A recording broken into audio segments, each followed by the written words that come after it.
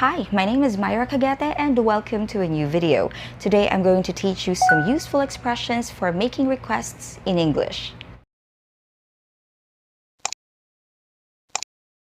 Ito yung mga expressions na pwede mong sabihin kapag ikaw ay humihingi ng pabor sa isang tao o kung ikaw ay humihiling sa isang tao na gawin niya ang isang bagay para sa'yo.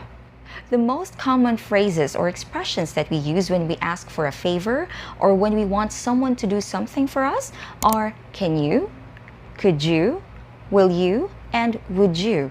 Yung mga questions or requests nga na nagsisimula sa mga ganyang modal verbs, yung can, could, will, and would. Here are some example sentences. Can you please give me the list of the requirements? Could you speak up, please? Will you turn off the air conditioner when you leave? Would you please turn the music down a bit? In one of my previous videos where I talked about the uses of will and would, binanggit ko doon na ang will at would ay pwedeng ang gamitin when we want to make requests in English. And I also mentioned in that video that would is more polite, more formal, and less direct compared to will. At katulad ng would, ang could ay mas polite, it's more formal and less direct compared to can.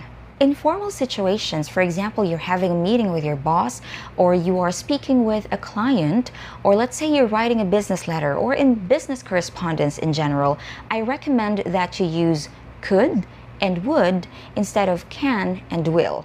Now, how do we respond to those requests na nagsisimula nga sa can, could, will, at would? Some of the common responses are, sure, no problem.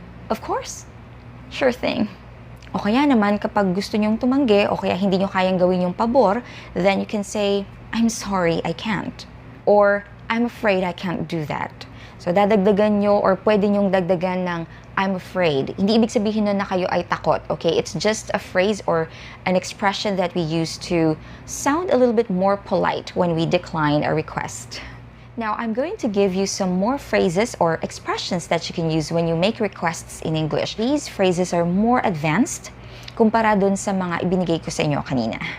The first one is, I was hoping you could plus a verb in its base form. So, kailangan nasa base form lang ng verb ang gagamitin ninyo after ng could.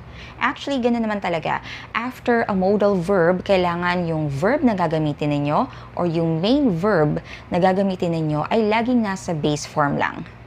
For example, I was hoping you could carry this box for me. I have a hand injury. So, I was hoping you could carry. I was hoping you could double check if the email has been sent to me. So, I was hoping you could double check. Yung double check ay isang verb in its base form. Number 2, I'd be very grateful if you could plus a verb in its base form. So, I'd be very, pwede ninyong tanggalin yung very kung gusto ninyo, pwede nyo ring idagdag kung gusto ninyo. So, I'd be very grateful if you could plus a verb in its base form. Yung I'd ay yung shortened form, yung contracted form, yung pinaiksing form ng I would. So, kung hindi nyo i-contract yan ay I would be very grateful if you could.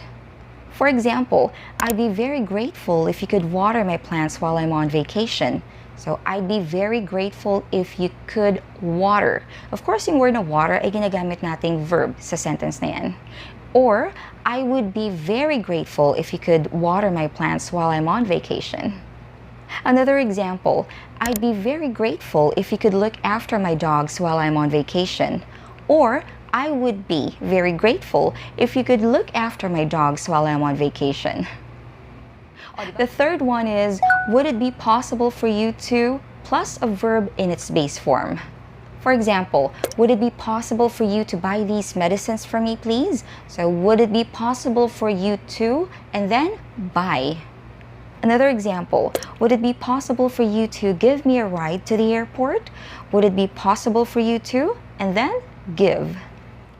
The next one is, do you mind plus a verb in the ing form. So, dito naman, ang gagamitin nating verb ay nasa ing form. For example, do you mind giving me his contact number, please? So, do you mind, and then giving. Pwede ninyong palitan yung do ng would. So, magiging would you mind plus a verb in the ing form. For example, would you mind downloading the movie for me? Would you mind? And then, downloading. Nakagawa na ako ng video about do you mind and would you mind.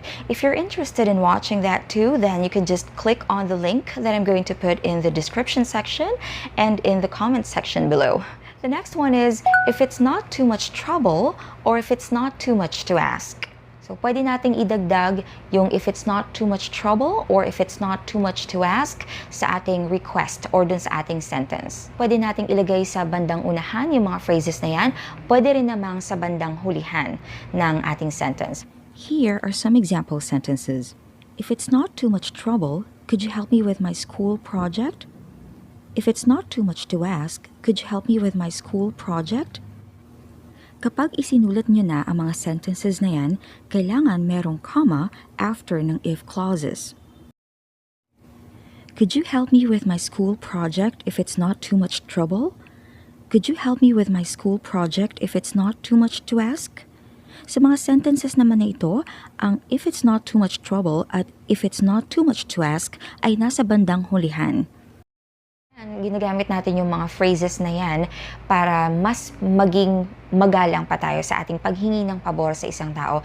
Kasi nga, ang iniisip natin, ang pabor na hihingi natin ay medyo mabigat or mahirap-hirap na gawin para sa ibang tao. Kaya para bang binibigyan din natin ng pagkakataon yung taong yon na tumanggi. Now, how do we respond to these types of requests na ginamitan nga ng if it's not too much trouble or if it's not too much to ask? Kapag kaya ninyong gawin yung pabor, you can say the responses that I gave you a while ago. The typical responses are sure or sure thing, no problem, of course. Or you can also say, I can certainly do that for you. Ngayon, kapag gusto ninyong tanggihan kasi nga hindi nyo kayang gawin yung pabor o yung pinapagawa niya, then you can say, I'm so sorry but I can't do that. Tapos noon, pwede ninyong i-explain kung bakit. O kaya naman, you can say, well, it is too much to ask, unfortunately. Tapos i-explain ninyo kung bakit hindi nyo kayang gawin yung pabor. Of course, pwede ninyong sagutin ng I can't or I don't want to do that. Pero of course, we want to sound polite. To summarize, here are the phrases that you can use when you make requests in English. Pwede ninyong umpisahan ang inyong mga tanong or requests with can you, could you, will you, or would you. O kaya naman, I was hoping you could plus a verb in the base form. I'd be very grateful if you could plus a verb in its base form. Would it be possible for you to plus a verb in its base form? Do you mind plus a verb in the ing form? Would you mind plus a verb in the ing form? Pwede nyo rin gamitan ng if it's not too much trouble or if it's not too much to ask. If you learned something new from this video, please don't forget to like it, subscribe to my channel if you haven't subscribed yet. I'll see you again next time.